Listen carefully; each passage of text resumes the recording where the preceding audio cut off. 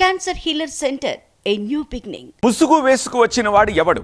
BJP MP DK అరుణ ఇంట్లోకి ఎందుకు చొరబడ్డాడు? సుమారు గంటన్నర పాటు ఎంపీ ఇంట్లోనే తిరుగాడిన ఆ ఆగంతకుడు ఏం చేశాడు? ఒకవేళ వాడు దొంగే అయితే ఇంట్లో ఒక్క వస్తువు కూడా చోరీ చేయకపోవడానికి కారణమేమిటి? ఇప్పుడు దీనిపైనే ఆరా తీస్తున్నారు హైదరాబాద్ పోలీసులు.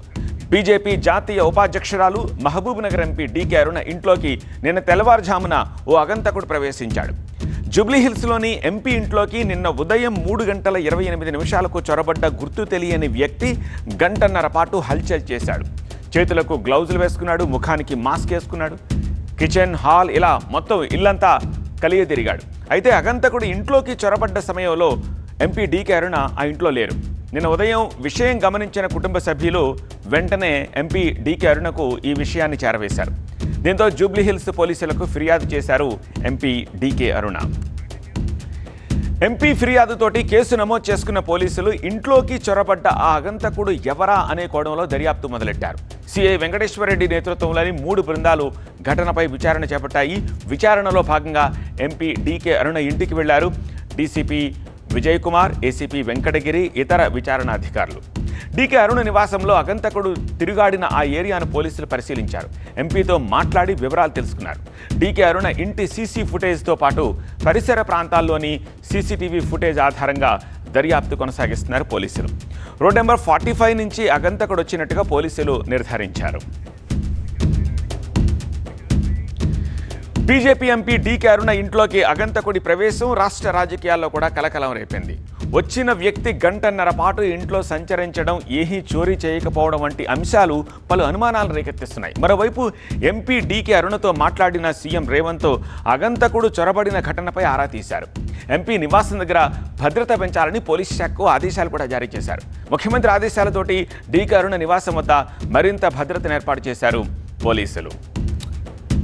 పోలీసు విచారణకు సంబంధించిన మరింత సమాచారం మా స్పెషల్ కరెస్పాండెంట్ నూర్ మహమ్మద్ అందిస్తారు.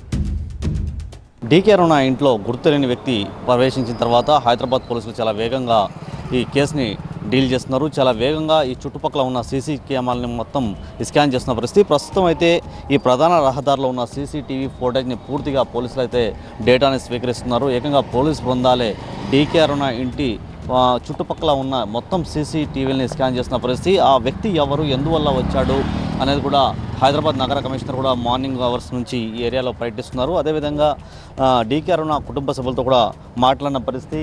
సాధారణంగా గుర్తు తెలియని వ్యక్తి లోపల ఈ విధంగా ఎలా వస్తాడనేది కూడా అనేక అనుమానాలు అయితే ప్రస్తుతం అయితే పోలీసులు లేవనుతున్నారు. ఈ చుట్టుపక్కల ఉన్న అంటే డీకే అరుణ ఇంటికి వచ్చే అన్ని రహదారులు ఉన్న సీసీటీవీ ఫుటేజ్ని ఏకంగా హైదరాబాద్ పోలీసులు స్కాన్ చేస్తున్నారంటే ఏ విధంగా కేసుని డీల్ చేస్తున్నారో మనకి అర్థమవుతుంది. ప్రస్తుతం అయితే నగర కమిషనర్ అధికారులతో మాట్లాడారు. ఏ విధంగా ఇక్కడ మీరు కేసు ఇన్వెస్టిగేషన్ చేస్తున్నారు, ఈ వ్యక్తిని ఇతర ప్రాంతాల్లో కూడా ఫొటోస్ని కూడా పంపించి పూర్తిగా అతని సమాచారం తీసుకునే ప్రయత్నాలు అయితే చేస్తున్నారు. చాలా వేగంగా ఈ కేసుని హైదరాబాద్ పోలీసులు అయితే డీల్ చేస్తున్న పరిస్థితి. ప్రస్తుతం అయితే హైదరాబాద్ పోలీసులు ఇప్పటివరకు ఆ వ్యక్తి ఎవరు, ఎందువల్ల వచ్చాడు, ఆ వ్యక్తి అసలు ఎవరు అనేది కూడా హైదరాబాద్ పోలీసులు అయితే చెప్పలేని పరిస్థితి. చివరి బాలుతో నూర్ మొహమ్మద్, TV9 హైదరాబాద్. ప్రస్తుతము సీసీటీవీ ఫుటేజ్, ఇంట్లోని సీసీటీవీ ఫుటేజ్, అలాగే ఆ లేన్లో ఉన్న సీసీటీవీ ఫుటేజ్ను కూడా పరిశీలిస్తున్నారు. రోడ్ నెంబర్ 45 నుంచి ఆ ఇంట్లోకి ఆ ఆగంతకుడు ప్రవేశించినట్టుగా పోలీసులు ఇనీషియల్గా నిర్ధారించారు, ఎంక్వైరీ చేస్తున్నారు. అలాగే నిన్న ఈ విషయం వెలుగు చూడంగానే గతంలో ఆ ఇంట్లో పనిచేసిన వ్యక్తే అయ్యి ఉంటాడని ఒక అనుమానాన్ని వ్యక్తం చేశారు. కానీ ఆ తర్వాత దాన్ని నిర్ధారించలేదు ఎంపీ. సో ఇప్పుడు అతను ఎవరు, ఎందుకు వచ్చాడు, ఏమీ దొంగతనం చేయకుండా ఎందుకు ఇల్లంతా తచ్చాడాడు, ఇలాంటి వివరాలన్నీ ప్రస్తుతం పోలీసులు ఆరా తీస్తున్నారు.